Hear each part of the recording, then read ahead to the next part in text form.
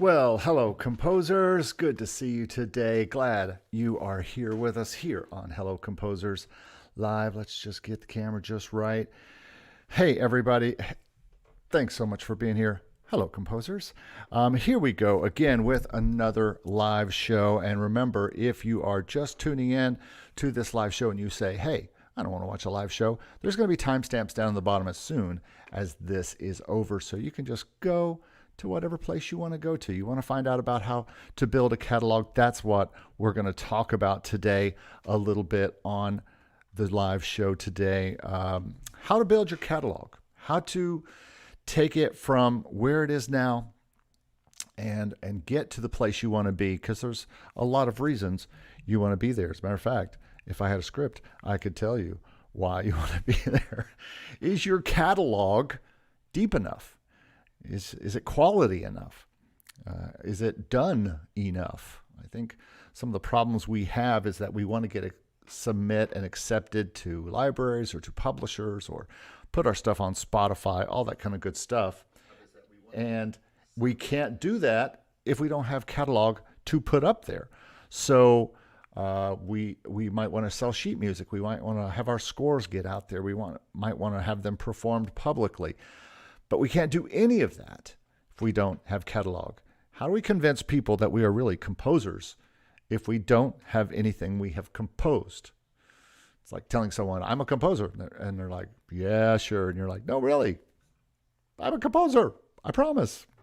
So, well, hello, composers. Welcome to episode 11, actually, of the Hello Composers Live broadcast. This is soon to be a podcast, by the way, and just haven't got there with everything going on here at the end of the year. But this is a show where we talk about a subject, and like today, we're going to talk about how to build your catalog. But of course, we also discuss the latest composer news, composer birthdays, and then we really get into some reviews from you. So if you're watching this at any time and you want to have your music reviewed, make sure that you send it to me at hellocomposers@gmail.com. I'll send that information out. You can find that information in the notes below of every video of how to send us your music and what to send us, how to send it. We're doing our last bit of Christmas songs today, since it's the last live before the Christmas holiday. And so we're going to talk about some different things, and we're going to be talking about news. I've got some really interesting news items for you today, and I've got we have some very big hitting birthdays this week, some big hitters. So we're going to talk about that. But like I said, if you don't want to listen to all this stuff and you just want to get right to the reviews, or you want to get right to where I talk about building your catalog, I'll have timestamps below here very soon. All right, let's see who is in the house today. I've already seen Arko and Rhett. Good to see you. Signature Music is in the house. HD quality video. Well, that's good to hear. Sounds great and looks great, says Rhett. Good to hear. Good to hear. What would you do in episode 50? Go to Hawaii to review music? You never know, Arko. I might have to go to India. Maybe I might go to England. Or actually, I think I should go someplace that's composer friendly, like Germany, like Austria. Go to where Mozart and Beethoven and many of the great composers were. We're going to talk about a great composer here in just a minute. As a matter of fact, let's get to the news. Hello, composers. So let's get right to the news. I've got some good news items today beyond just one last seat in the mastermind, but we'll get to that in a minute. But I heard a great podcast. And by the way, if you don't listen to this podcast and you are a composer, you need to be listening to this podcast. Bobby Osinski is a longtime engineer in Los Angeles, and he has a great podcast that you need to have on and be listening to every single week. I don't care if you're a composer, producer, musician, whatever. If you're in the music business, you need to be listening to this podcast. But he did a really nice episode yesterday called A Look Back at 2022 in the music industry. And I have put that link already down below in the show notes in the description And you can see that down there. He just has a great. Don't do it now. Wait till I'm done, and then you can go and listen to this podcast. But you should just sit and listen to that podcast because it's got some great information that you may have missed in 2022 that you need to know. I listen to it every week. He always has great news items about Spotify, about everything in the industry, about the industry itself, how it grows, how it shrinks, and the different things that are going on. So really cool business music podcast to listen to, the Bobby Owsinski podcast. So but the news is that he just put out this look back at 2022, and it is a fantastic 30 to 45 minutes that you need to listen to really get a sense of what happened in the music industry over the past year. All right, let's also talk about the Hello Composers Mastermind. One spot left. We are almost full. So excited to have everybody. We're going to actually be starting. We've actually already started the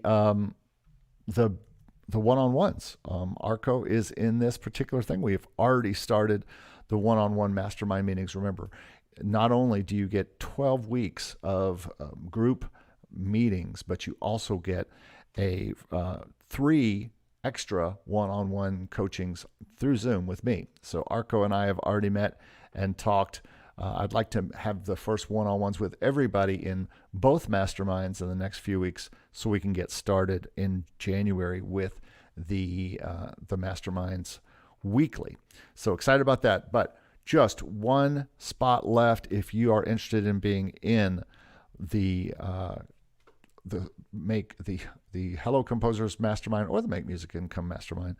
We're going to be talking about catalog. We're talking about catalog today. This is a big part of what the Hello Composers Mastermind is going to be about, helping each member develop and listen to and figure out their catalog. I think this is the most important thing that we can be doing. Compositional focus. What are you composing? What are you arranging? Why? How is it helping your catalog? And how is it going to help you as a composer? And then, of course, just the live face-to-face feedback that we have every week with composers, and that we have not just with me, but there'll be several other composers there that can be talking to you about all these things. So again, if you haven't heard of this, it's the Hello Composers Mastermind. You can go to hellocomposers.com/mastermind to find out more. And if you think you're interested more and less about your compositional focus, and you're interested more in your making music income, well, that's what our other mastermind is about, and it is also getting full. So I'm very, very pleased with both masterminds so far. So please make sure you come by and take a look at that on either of these sites. I also want to talk today another kind of news item, if you will. I'm seeing more and more libraries focused on artist-driven music. So what does that mean for us as composers? Well, to me, it means we're going to have to find artists to do our work unless you are going to be the artist yourself. And not every composer wants to be an artist. I have found that out more than anything on the Make Music Income site, that it is very hard to get people interested that are doing instrumental music or that are composers to become artists. And I get that. I feel the same way. Oh, by the way, hello, Ronan. Good to see you in here. But I feel the same way about this. Hey, ISO. Good to see you.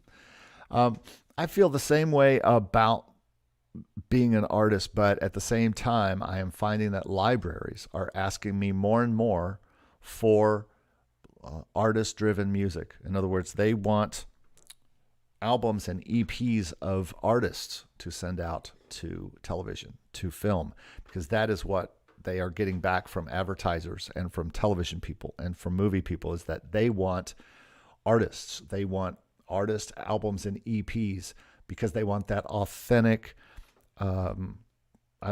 authentic artist feel in the songs.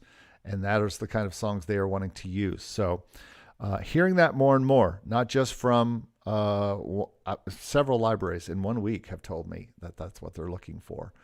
And so And plus, we have Art List, which proves that that kind of thing is very artist driven, which is why a lot of us composers, like myself, probably haven't had success getting an Art List because we are more composers than artists, versus someone like a Stevie B, who is focused as an artist as himself, is getting into these kind of things.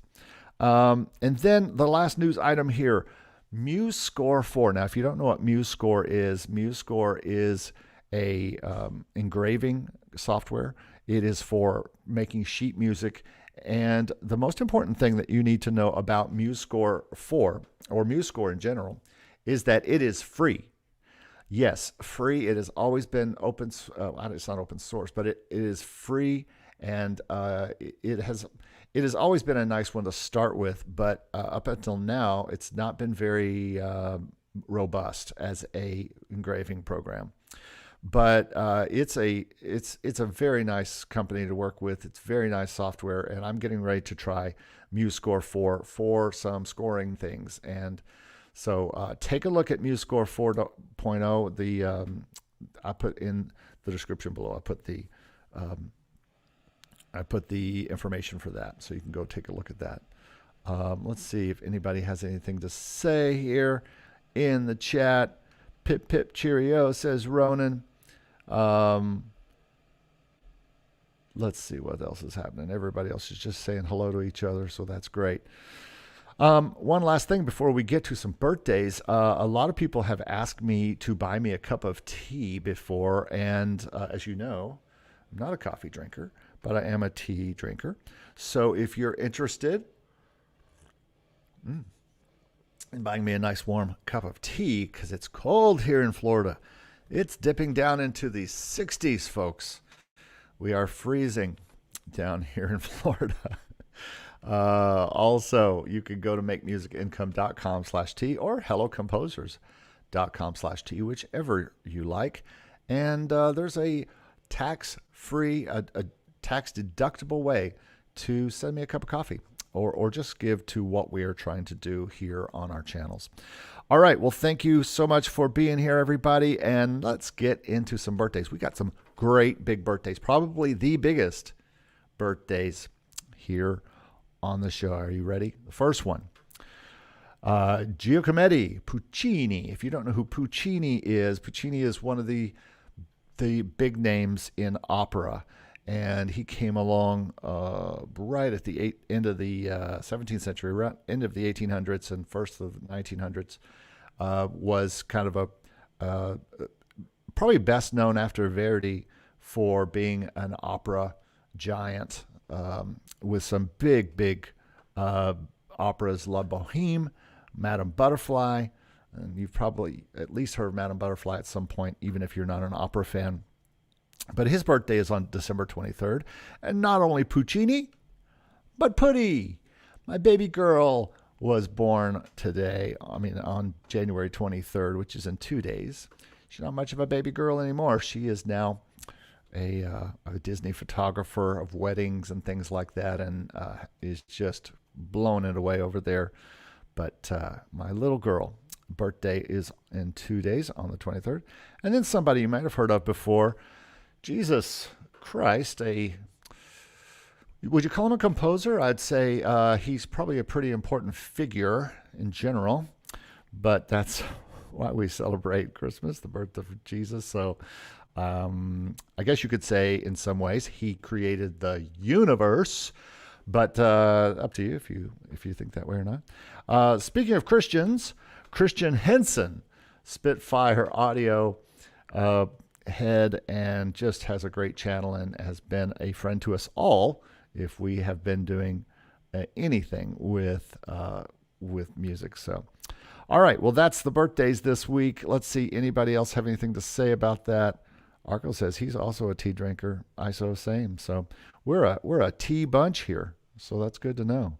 All right. So let's talk about your catalog. This is the first thing that this was part of when I started the mastermind for Mastermind, Make Music Income's Mastermind. I knew that after I started thinking about it a little bit, I thought, well, I'm going to have to do it by making sure that they have some catalog in order to work with. And because the Make Music Income Mastermind is all about trying to find ways to make music income with your music. Well, if you don't have any music, you can't make any music income.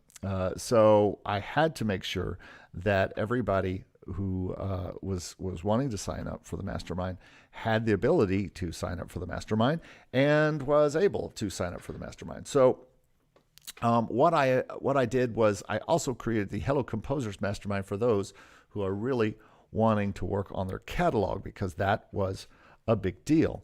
I think this is one of the biggest problems that I see with composers that come to me, and they say, I want to get in Pond 5. I want to get my music to sync licensing. I want to put it on DSPs. I'm like, well, how many songs do you have? 3. So that makes having a lack of catalog, it really makes it hard to get going in this. And I don't want to demean anyone watching this who has a small catalog and is just figuring it out, just starting. I'm glad you're here. But at the same time, it is very, very vitally important that you build your catalog. I know people who consider themselves composers or songwriters, and I'll say, how many songs do you have? And they'll say, oh, I've got hundreds of songs, hundreds. They're all up here. It's all here. Got hundreds of songs, hundreds of compositions. I'm saying, great. Can I hear any of them? And they are like, oh, well, I don't really have them available right now, but I could get them. And so I say, well, if you don't have any to show me, then you really don't have catalog. And I think this can be a problem if you're trying to convince someone you're a composer, if you're trying to convince your parents, your teachers, the world around you, a library. They're going to want to see your catalog. They're going to want to see what you've done. As a matter of fact, they would love to go to a website and see a lot of things. But if they can't see those things, then what kind of online or any kind of proof that you are a composer? Let me rephrase that. If they can't find any kind of catalog that they could go listen to, they could go online to your site.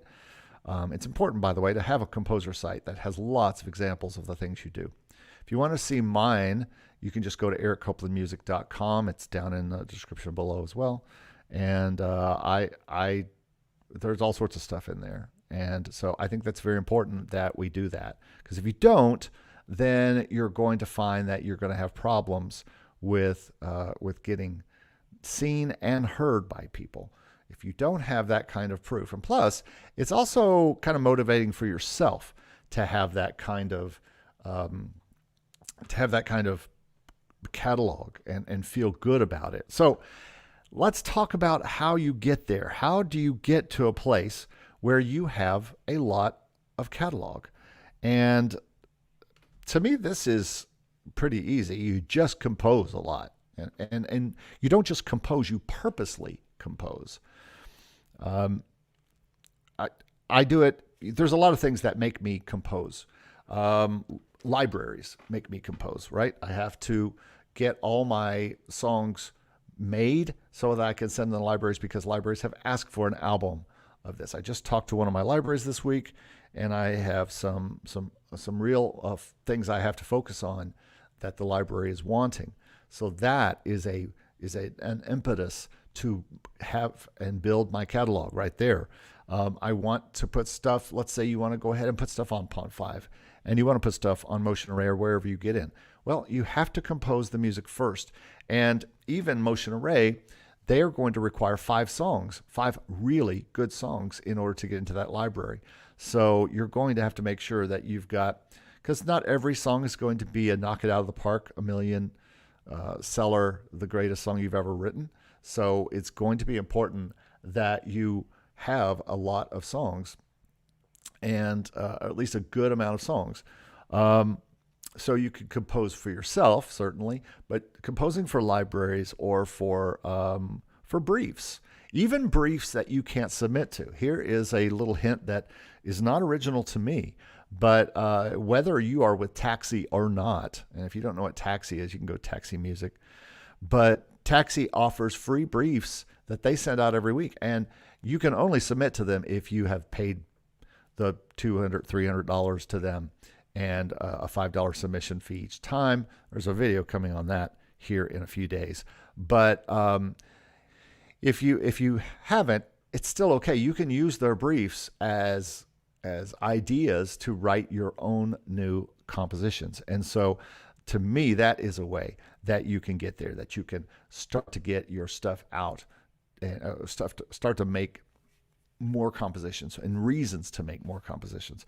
Maybe you might have a good reason why I did a lot of the classical work that I did was because I had to. I was doing a master's in music composition, and I had to create and finish pieces in order to be performed at a certain date. And so there were deadlines for those kind of things. Deadlines are good. Deadlines are great to help you get more catalog. And this is a big piece of the mastermind coming up. Every week, we're going to be pushing people to finish, create, think of new ideas, head towards new ideas, find briefs. We might even have our own briefs in the mastermind. Again, I think it's important to have reasons to compose. That's how you get there. You have briefs, you have libraries you want to write for, you have yourself DSPs, you're writing for Spotify, and you want to make sure you get stuff out there, and you want to put a song up per month or every 6 to 8 weeks and just keep putting singles up. Well, you need to compose. So these are reasons and how you might actually get to the place you want to get to as a composer and with catalog.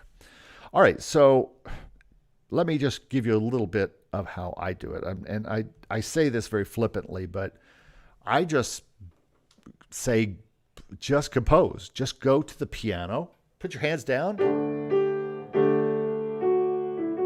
You never know what chord is going to come up when you put your hands down on the piano and you play, or your guitar. You could also go to your DAW and start to explore sounds, figure out new sounds, just put something down. One of the biggest problems I see with my students at school, and I'll give them an assignment, and they will just sit there and look at their DAW for the first half hour. And I'll walk up to them. I'm like, "You have nothing." He goes, "Yeah, I just don't have anything." And I'm saying, just do something. Just put your hands down on your keyboard. They have a nice keyboard. They have Logic in front of them with thousands of sounds. Pull up a loop. Start playing on an instrument. Find an instrument and just start playing something. And I even give them the chords or the chord structures they need to use. So that is really important to get going. It's just get into your program of choice. I just mentioned MuseScore 4 earlier in the news. Go to your scoring or engraving program. If you're that kind of a composer and you would prefer to put stuff down in notation, get there, put it in there, and have reasons to do it. Compose in your head. I do this all the time. When I'm not at home, all I have is my phone. I don't want to pull up any kind of program. I have a song idea rolling around my head. I call up my notes, my voice notes program, and I sing it into my phone, and then I write it down in my to-do list to go back and listen to that. Write down ideas. Write down album ideas. I'm going to get to that in a minute. As a matter of fact, let's talk about that right now, how I build catalog. And one of the reasons how I build catalog is to actually and this is one of the biggest secrets I think that will help you build catalog, is I conceive of full albums. Now, will I ever get all of these albums done? Probably not. But I conceive of dozens of albums for licensing companies, for stock licensing, for my own art. And by making those albums up, let's say it, like right now, I'm working on a classical record that has a kind of a slant towards pop to it. And so I've got this, and the first thing I did was figure out all the tunes I wanted to do, and then I just wrote down all the songs that were going to be in the album, or at least I thought were going to be in the album. And I just started attacking them, going out, finding those songs, listening to them, starting to study them, maybe bringing some initial MIDI in. These are all public domain songs, and messing with that a little bit. But I got started. I got a whole album started. The same could be for pop music or for jazz or for gospel album or whatever. I did an album. I got an album idea for Amazing Grace, and I just did all these versions of Amazing Grace, and now I'm shopping that around. So that is just having these ideas for albums is huge, and I think it's huge for helping you start to build your catalog. I have albums that I want to release. I'm releasing an album like this week, a little late there, Eric, of Christmas music. It's a Christmas piano album, but guess what? That will work every year. Every time Christmas comes up, that album will come back and be something people want to listen to. Again, I talk about holidays a lot. We talked about on last week's show. We talk about holidays and how important it is to write holiday music. So if you love the holidays, or maybe you love Easter, or you love patriotic songs, think of a whole patriotic album. There are patriotic public domain things to cover that you can make and put a whole album together. All of these things, even arrangements, fill out your catalog. And so I think when you're thinking about how to fill out your catalog, make sure you're taking advantage of arrangements as well as full out compositions that you do. I have started to put all of my arrangements in my composer catalog now, because I feel, and I've talked about this before, but I think arranging is composing. I really do, especially if you are reworking a tune. I really strongly feel that arranging is composing. All right, I see some questions. I will get to the chat in just a minute. Just want to finish this idea about how I make catalog. Sometimes I just make song titles. If I have an album idea like personality pop, I'll just come up with some really snarky album titles or things like that, and I will just write them down into a thing and say, this album is going to have songs like this, or maybe these are song ideas I thought about before and I never finished, or I wrote a long time ago and never finished. And so it's time to finish and have that catalog, folks. It's very important. And if you want to have, like I said, albums for libraries are something that really focuses me to write. If I know and I want to pitch, or I've already pitched and has been accepted an album, like for instance, an album I pitched to a library recently, and they loved the first 6. They said, write us 4 more. Well, that is a reason to obviously, because they wanted to sign me in. It's a new library. I'm excited to get in it. So that is what I'm talking about here. I'm talking about composing and having catalog and ways to get that. Working with co-writers, working with artists. These might be ways that you build your catalog. My catalog has been built over the last 20 years, a lot of it on artists that I had to write for or with for their records. And so as a producer, they needed me to help write for their releases that they were putting out. And so that is a big jump start to my catalog as well. So anyway, that's really all I wanted to talk about with catalog. To wrap it up, catalog is really important to not only the way people look at you as a composer, but also the way that you look at yourself as a composer, the way that libraries might decide to work with you, the way that certain masterminds might decide to have you in their mastermind or not. And it's just more important than anything. So even if it's not the greatest recording in the world, even if it's not the greatest thing, new, more, and more. We always talk about that on this thing. There's nothing wrong with having more songs, more stuff that you can show of what you've done, whether it's the best stuff you've ever done or it's just, it needs work, but it's done.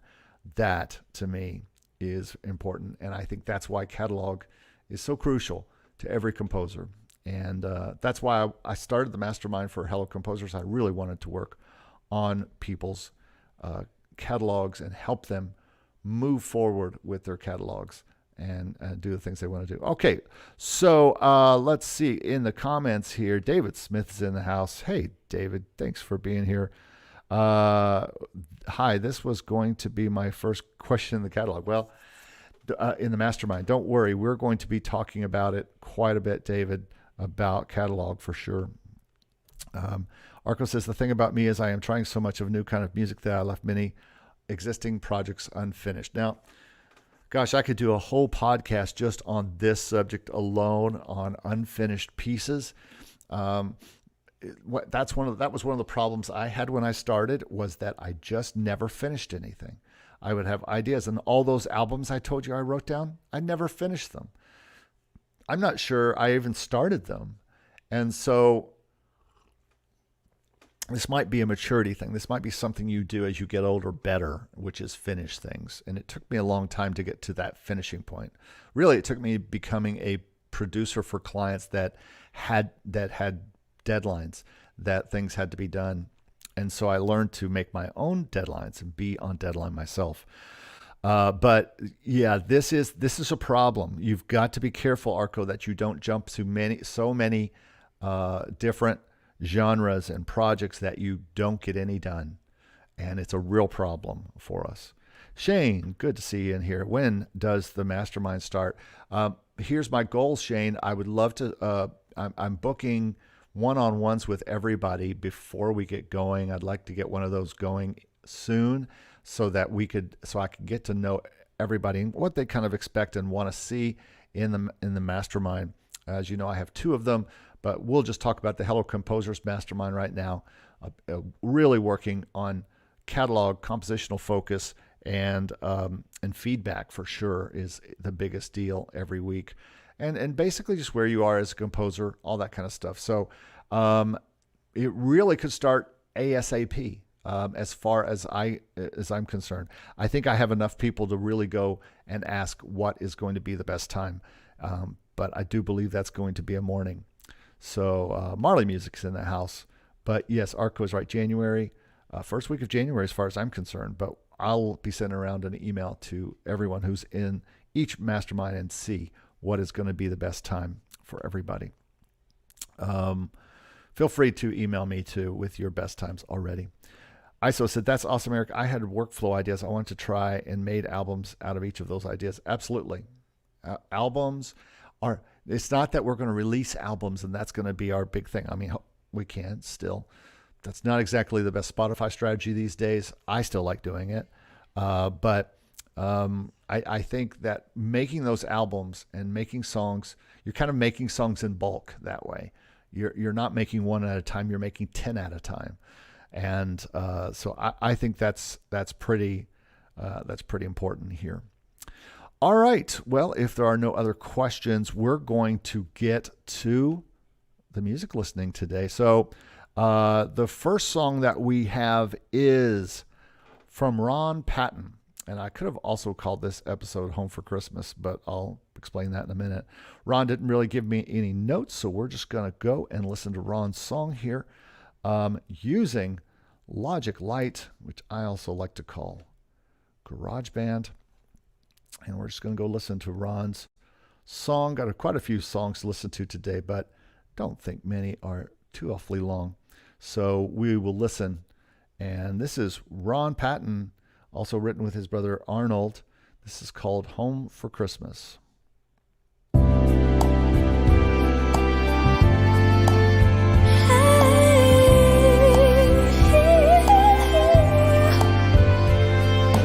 It's so good to see snow covering the trees. It takes me back to when I was young.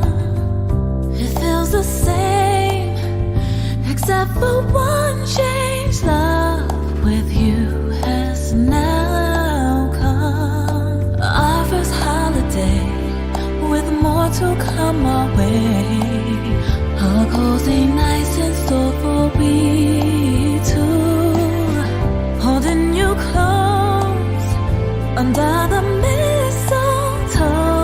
All that I want is you. One thing is clear this time of year.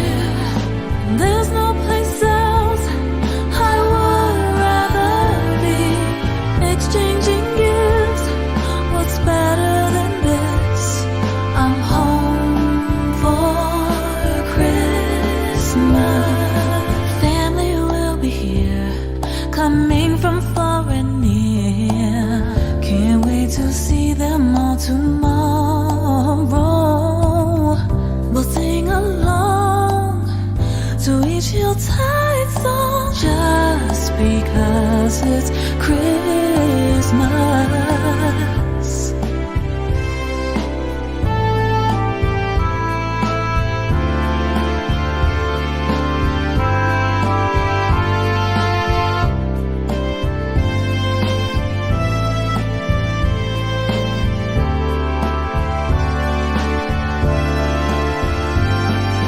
One thing is clear this time of year, there's no place else I would rather be. Exchanging gifts, what's better than this? I'm home for Christmas.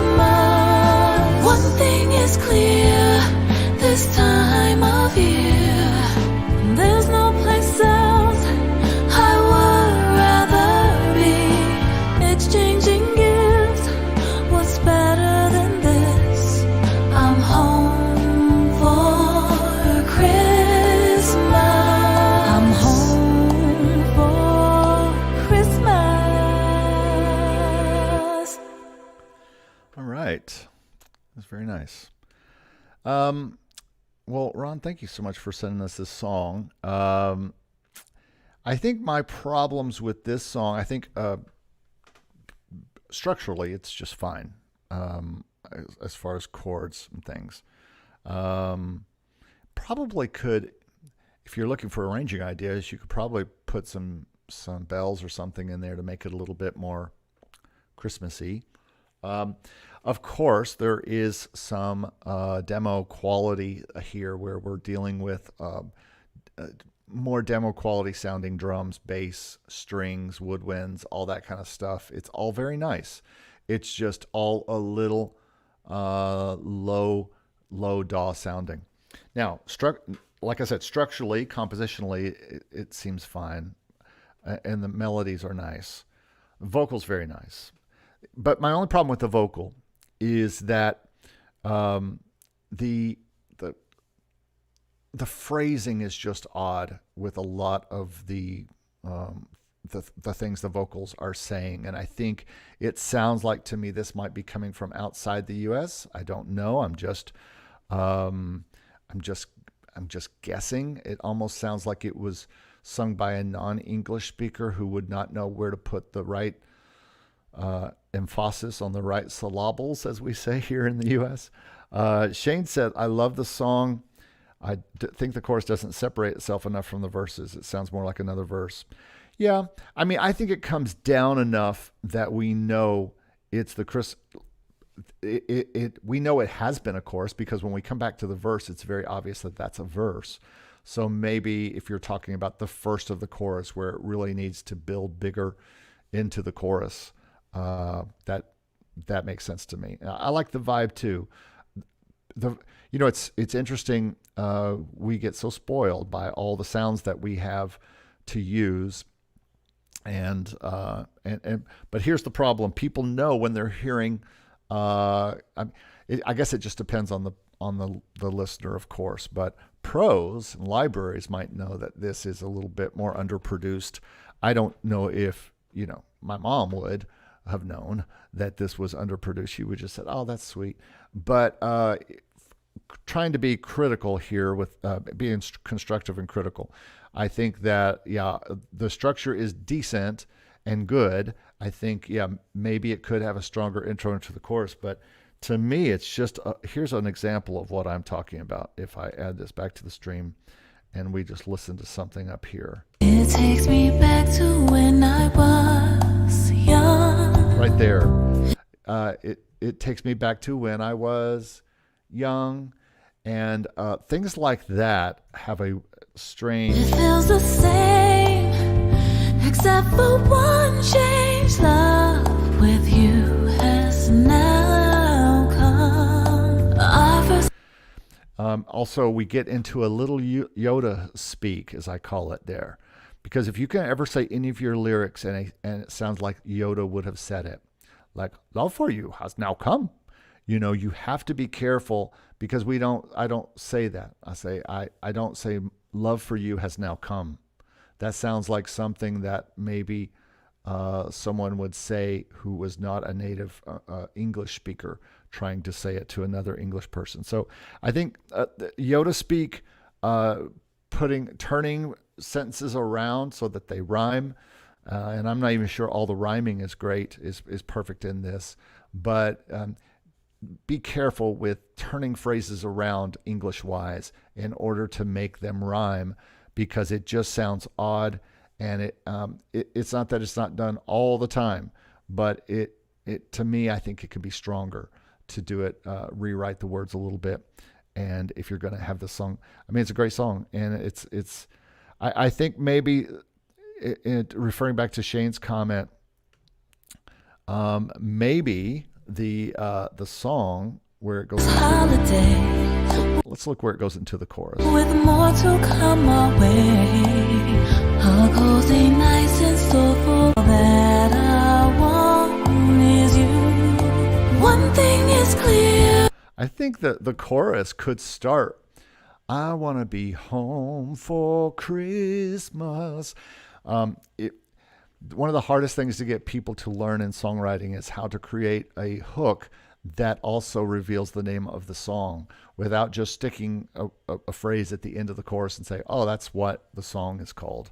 And so that's one of the main things I would like to say about this song, and about the chorus. And that's maybe a way you could make the chorus a little stronger. Okay.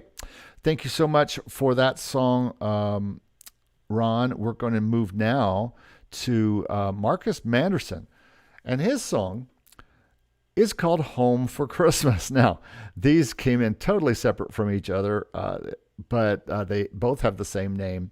Now, here's another little criticism for both of these songs before we even listen to Marcus' song, is that this is not the most original title in the world. Now, maybe the last one could have been called I Want to Be Home for Christmas. That might have been a better title than just Home for Christmas, because you've got I'll Be Home for Christmas, which is one of the most famous Christmas songs of all, and you just want to differentiate yourself more with your titles.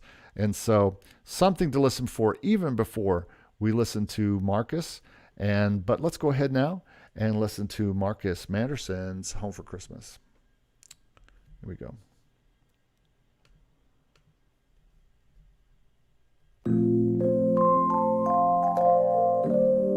Yeah, close that door. Yeah, we gonna do it different this year, you know? I'm gonna do it in one take. Something a little different. I know. That's right. I'm not gonna do nothing too out of my character. You know, I'm not gonna go out and just start buying a bunch of gifts or nothing like that. I mean, don't think I'm changing like that, you know? But I can lighten it up a little bit. And light up a little bit. You know. Finally I'm home. Home. Finally I'm home. Home. Finally I'm home for Christmas.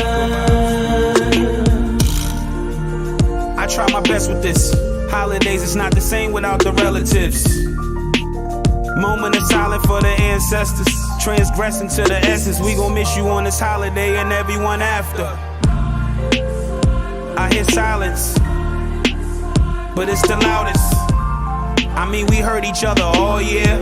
I'd rather watch the winter battle for a year. She making cold ketos, I'll take them all, yeah. Get your cups, I'm feeling generous, I'm gon' share. Me and more, this is strong here. It's not too late to get along, dear. Finally I'm home. Home. Finally I'm home.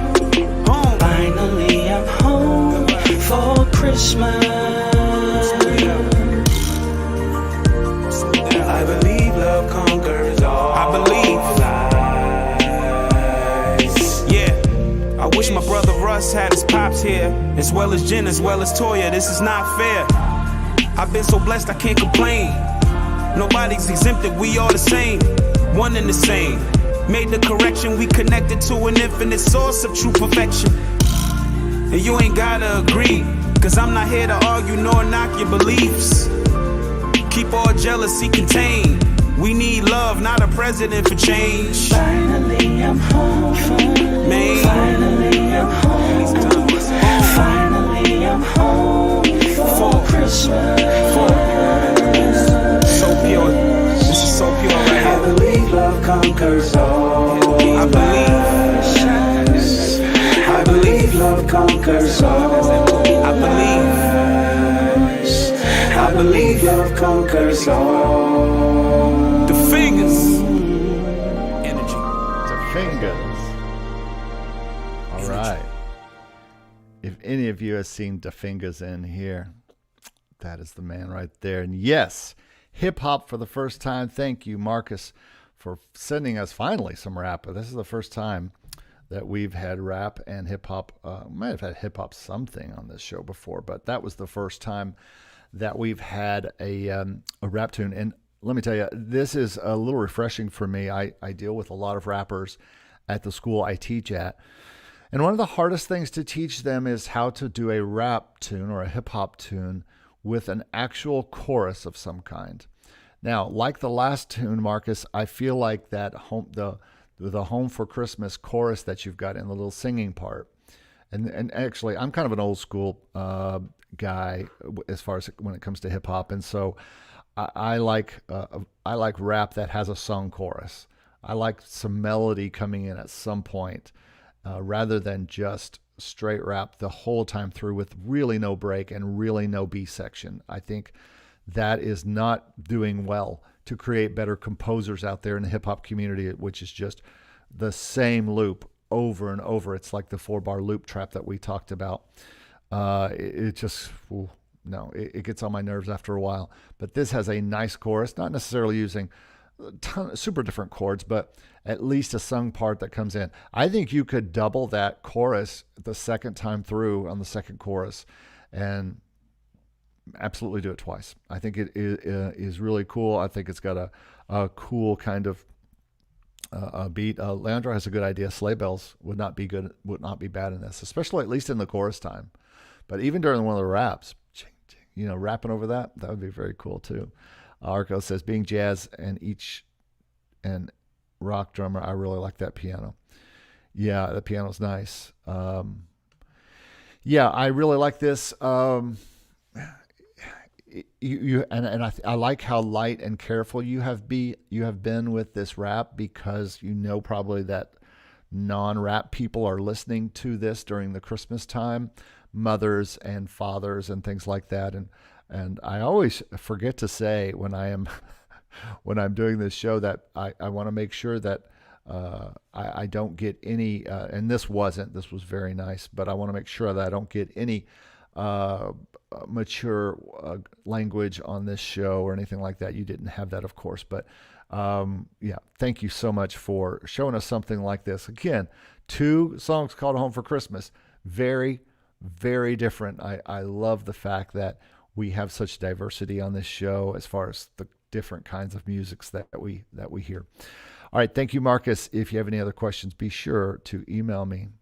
All right, and if you're in the house, let us know. Next song is Matthias Forster with his version of Jingle Bells. I do have some notes back on Marcus' song. Marcus said the main artist, Jasmala, had an idea for a sample he wanted me to flip. So I flipped it and added some string keys, strings, drums around it, and created this song about someone who's finally home for Christmas with the sample. I can't really pitch it to sync, but I could see how it sounds if I take the sample out. Did anybody catch the sample? I don't know if I did. Thanks for the opportunity. I think I might miss it when you go live. Still working full time, but happy to watch the replay. Cool. I didn't catch it. Anybody else catch the catch that sample? Anyway, we're gonna have to move on here with Matthias with Jingle Bells, and Matthias told me that I want to arrange this song in a very traditional style, so it sounds really old-fashioned. The song has a natural, happy, and positive mood often played, but this style is a bit different, hopefully. By the way, one question, what is the right term here? Do I use composing melodies for the single instruments or only arranging this existing song? Well, like I said, I call myself a composer and an arranger, and I am composing with almost every arrangement. I am writing some piece that's part of it. So I think when you arrange, you are composing as well, because no one else is likely going to arrange it the same way you do. So that acts as a composition. So I think arrangement is better, but let me listen. As I say, I'll be the judge of that. Let's listen to this and see what it sounds like. Here we go with Jingle Bells by Matthias Forster.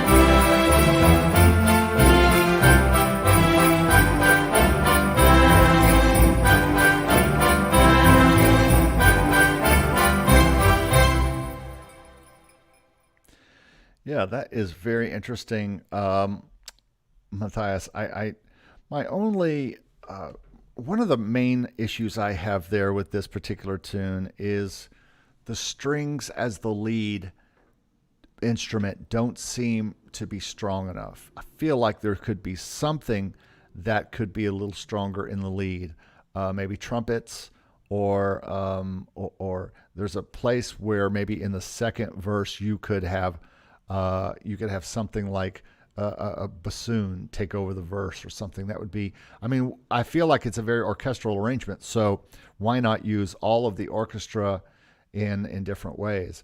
I wasn't a huge fan of the horn, of the brass sections towards the end, where it was just felt like just chords, like they were just playing keyboard chords. And so I think you've got to be careful of that. This is one of the careful things that we have to be with putting instruments in, inputting them with keyboards, is that we sometimes play keyboard chords of brass or strings, but certainly brass and woodwinds. I think you have to, unfortunately, literally go in and play each instrument group and their part at a time, and this requires knowledge of voice leading and how to structure chords together, parallel fifths and parallel, just all that kind of stuff that you got to watch out for, that we're trying to orchestrate correctly. But yeah, I agree with Shane. Love the instrumentation, and I agree with all of this. And of course, the sleigh bells are beautiful. I just felt like there could have been possibly better orchestration in the fact that of the lead instruments. Maybe trade them back and forth. I know the horns kind of came in the second verse, but I thought maybe for the verse, maybe some bassoons or trombones or something could take over instead of the strings. I feel like the strings weren't very strong as the melody, but beautiful arrangement and very nice idea for it. I think with a little work, this could be something that every season you bring this out and are able to use it on libraries and things like that. All right, thank you so much for that, Matthias. Now we have Theodor Degler, who is new to the show. Theodor, glad to have you here with us. He has a song called Simplicity Song. Now, I see, I have some notes from him. And he said, I'm probably late for Christmas carols. I'll still send you a song of mine. Okay, well, maybe he didn't have notes for me. I thought he had some notes here. So sometimes I just copy and paste these things and then read them on air, live. That's why they call it live, ladies and gentlemen. All right, well, let's go ahead and listen now to our friend Theodor's song, Simplicity Song. And here we go.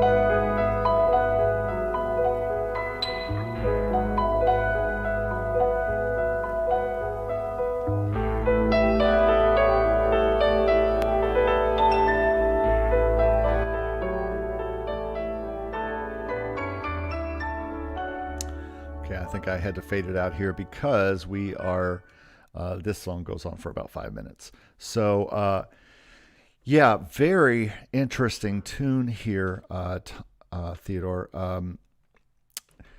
Obviously, as you can just take a look and see, if you just look at the wave in comparison to the others, there is some mastering to be done to this song. I also feel like it sounds like it's in mono. Now, I don't know if you are just trying to be artistic and simplistic, although I almost feel like Simplicity Song is a bit of a humor there when you're getting into that part in the middle where you had that amazing piano riffs and things like that that are completely the opposite of simplistic. But I love the feel of this, and especially, and yes, no, it does not have jingle bells in it, but it does have this winter sense to it, this Christmas sense to it. Maybe if you could explain the song a little bit, it might help a little bit. But it does somewhat feel like a Christmas to me. But I'm like Shane here. Opening has a very Tudor feel with harmonic and rhythmic movement. Yeah, I agree that it's probably not representing simplicity in some spots.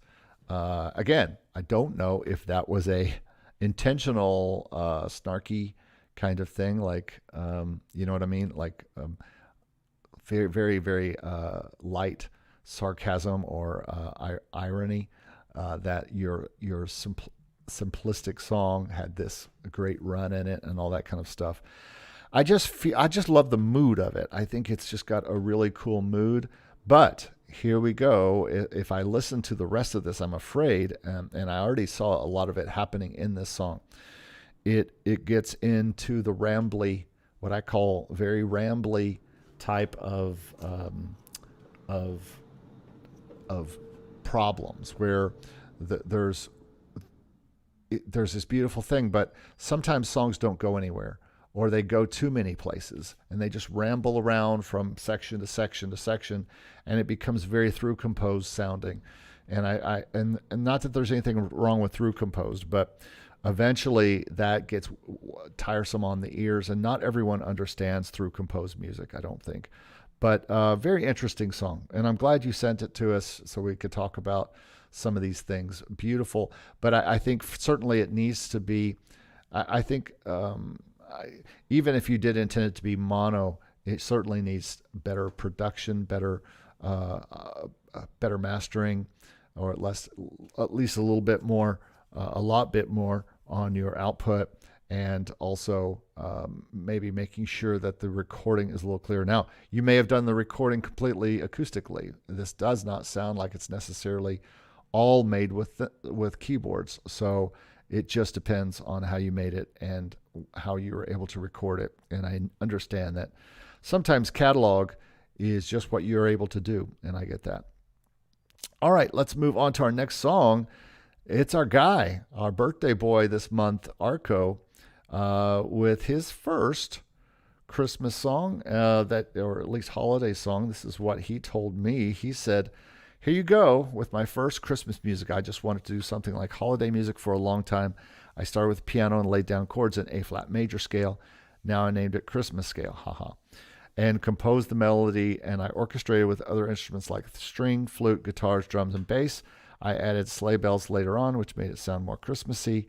We'll change the name and release this on DSPs." So let's listen to our guy, to the one and only Arko, and his song Happy Christmas. Here we go.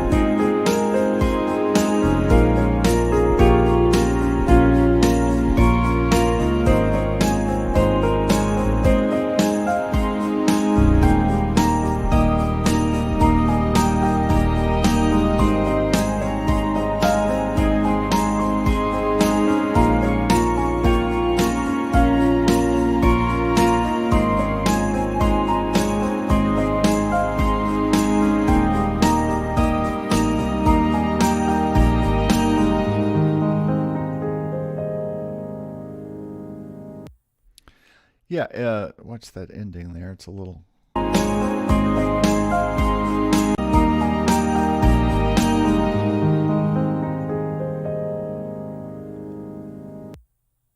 cut off there.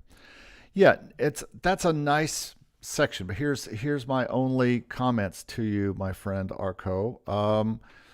It's a little repetitive. It's a lot repetitive. We need a B section. We need someplace else for this song to go.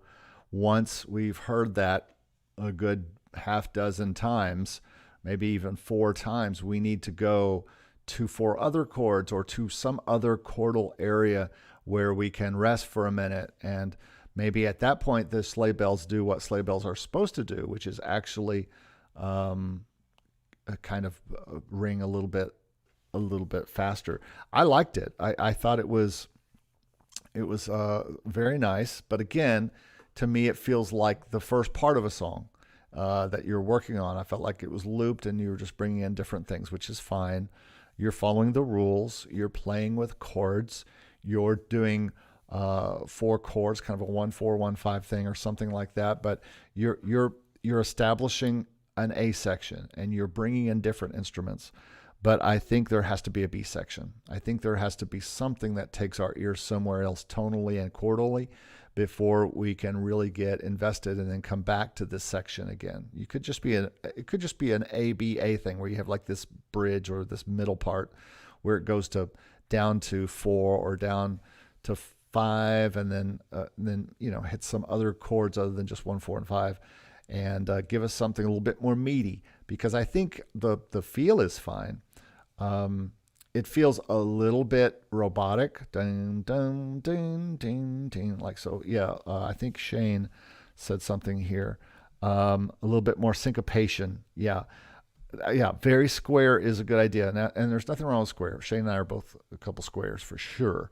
But at the same time, it needs to groove a little bit. There needs to be some grooviness in there somewhere. Otherwise, I know what you're going for. You want it simplistic and you wanted Christmas and you wanted very nice and clean and clear, and you got that. But it just needs a little bit more. And agreed, the drum riff was out of place and just too much. I mean, when guys, when you're doing drum licks, drummers don't play licks like that in 2022. They don't play 4 or 5 toms doing as many beats as they can for here's what you hear. Boom, boom. You don't hear, and I hear this a lot. And a lot of people think that this is an important compositional element to add a lot of drum beats in a fill, but it's just not needed. Andreas, good to see you here today. So I guess my thought is I think you're on the right track with this song, Arko. I think it needs a middle part. And then maybe the second time this starts, the jingle bells go double time.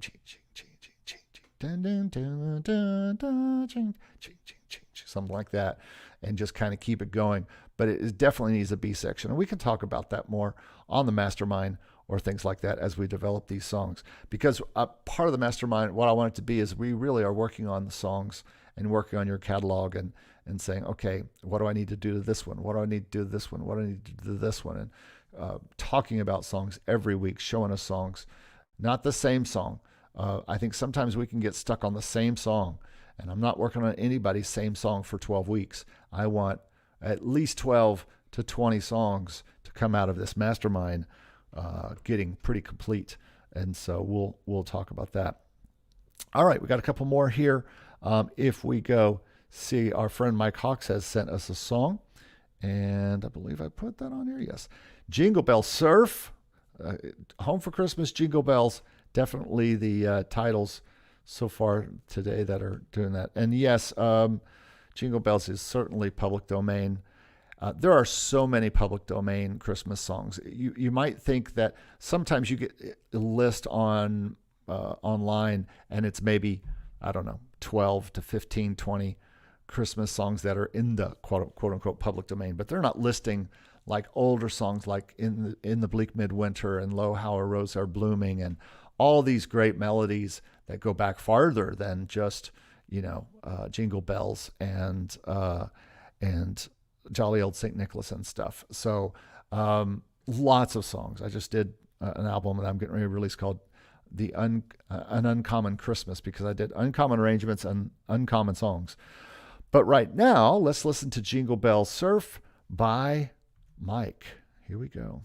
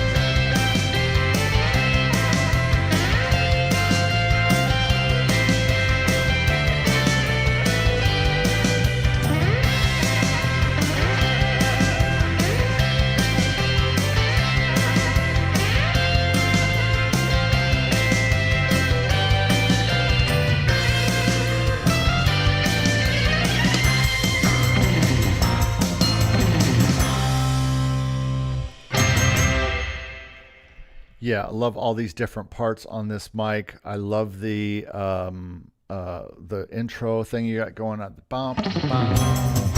Yeah, that right there. Love that.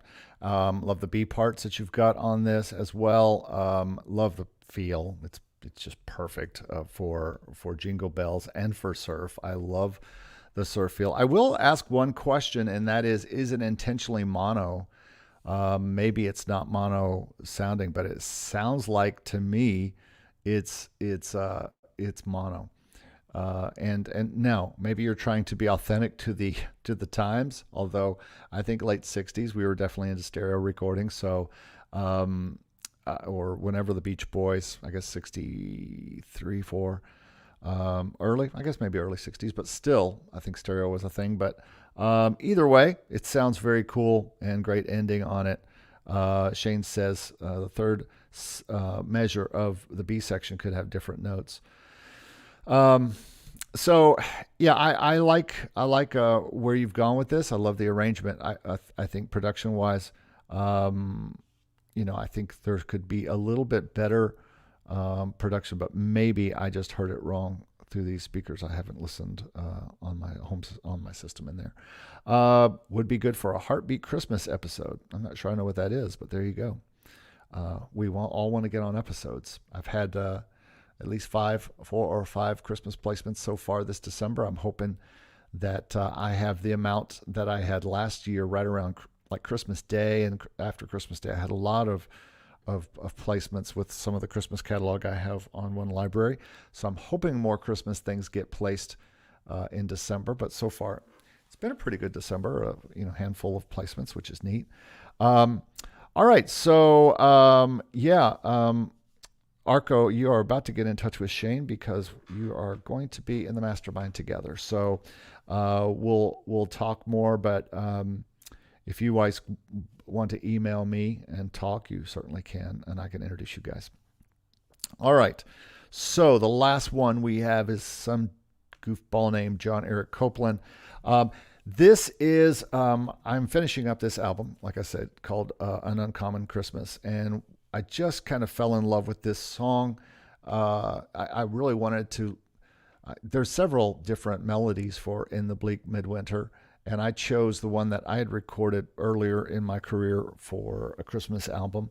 And but I wanted to do something different with it, so I really went and studied the melody that I liked, and then I wrote this. And as I was doing it's a solo piano record, but for some reason it just felt like cello should be in this song, and so I added some of Spitfire solo cello into this. I also decided I always like to do medleys of some kind, or at least make a B section that is from another song. So I tried to think what would be in the Bleak Midwinter. So I listened to Vivaldi's Winter from his Four Seasons, and there's the slightest bit of that in this song as a B section. It's not really. There's a section that's kind of like what my B section is in Vivaldi's Winter, but added some low strings from I believe it was from Albion 1, and the pizzicato strings I think are from Intimate Strings. So here is In the Bleak Midwinter, one of my Christmas songs this year. I hope you enjoy it. Let me make sure I am on, and here we go.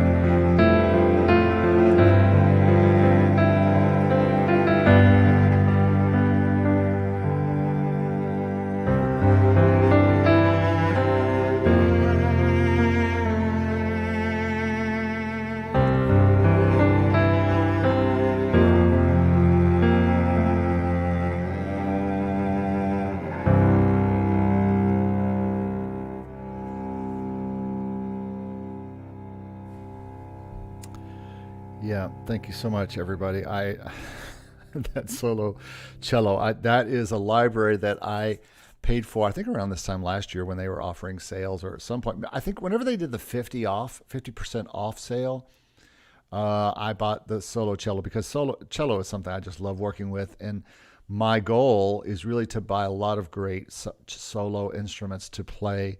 I love doing songs where I can feature an instrument, but often the solo instruments that come with something like Logic or whatever just don't really have the. You could hear so much on that cello that you're right, Shane. The rumbling of the bow, but also the portamento that you have, or that you have going down where that last note is just, you have to play it just right because you have to use certain velocities to be able to get that last note just right. But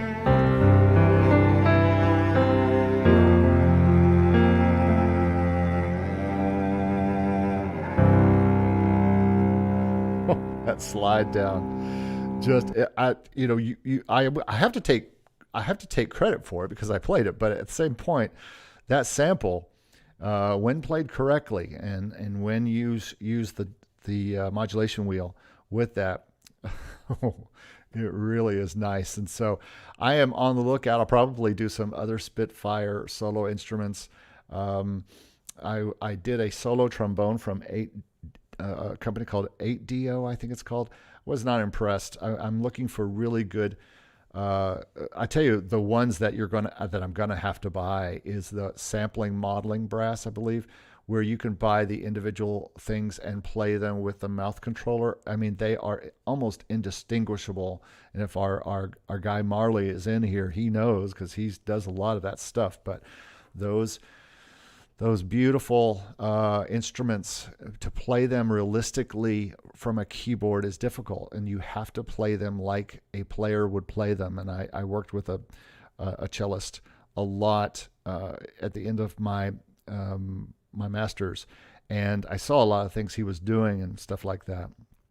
So, Michael, we just missed your jingle bells in our last song here, but I'm glad you joined. You can, as soon as this ends, you can just go back and watch. And as soon as I can, folks, I will get in here probably this afternoon and make timestamps on everything so you can go back and listen to anything you missed. That's going to do it for the show for me today. Thank you, everybody, for listening and for being part and for all of your thoughts and your input. It's just as important for you guys to be here as composers to talk about all the compositions that we hear. So glad everybody was here. So Michael, good to see you. Signature, thank you very much. Yeah, I appreciate that. Shane says, I did a track called Fragile Solitude with a solo cello from East West Composer Cloud, and that had the same falling effects. Yeah, it's really nice when it has those string legato things where it really slides up and down to the notes like a real cellist can play. So I really love that. Yeah, a Merry Christmas, everybody. This will be my last probably live video until Christmas time, so I hope you have a great Christmas. As far as I know, we'll be back next Wednesday with a live here. We won't be doing Christmas music, so we'll be back to any kind of music. If you have any holiday music that fits in the winter or in New Year's or anything like that, New Year's Eve, New Year's Day, maybe might be our focus for that, but we might do that actually later on. But everybody, thanks so much. Thanks so much for listening to everything today. Happy holidays, everybody. Merry Christmas. Merry Christmas, Shane. I will be emailing everybody in the mastermind to talk about the day we get started in January, and then also to set up your first one-on-one so that we could really talk about it in detail and talk about what you want to do. And Shane, I especially want to talk to you about that. Jonathan, thank you so much. Merry Christmas to you. I missed one comment of mine. Well, Arko, there have been a lot of comments. Tell me which one I missed. As far as the chord progression, there's no way I could describe what the chord progression is to this song just tell you. I have no idea. Hi, David Smith. Thanks for being here. Happy Christmas to you as well, my friend. Stay warm. Yes, I'll try to stay warm, like I said. Now, joking aside, it's going to be in the 30s on Christmas night or Christmas Eve here in Florida. So it's going to be cold. If it's that cold here, you know it is 0 up north. So everybody stay warm and dry. And thanks so much for being part of everything today. And I hope this has helped you a little bit on how to build your catalog. I will probably suss out just that part of the video and make a separate video just for this channel that's much more edited and takes out a bunch of the uhs and stuff that I say. But thanks so much for joining me. I'm going to end the broadcast now, everybody. Thanks for being here. Have a great Christmas. Have a great day. Going to be in the 60s in Vegas this weekend. Great. Congrats. Stay blessed, everybody. Have a great Christmas. I'll need to rebuild in Florida. That's for sure. I'm going to have to build a fireplace, I think. But I hear a hot tub is on its way from Santa. So more about that later. Happy holidays, everybody. Going to end the broadcast now. Everybody wave. Bye-bye, everybody. Merry Christmas. Bye.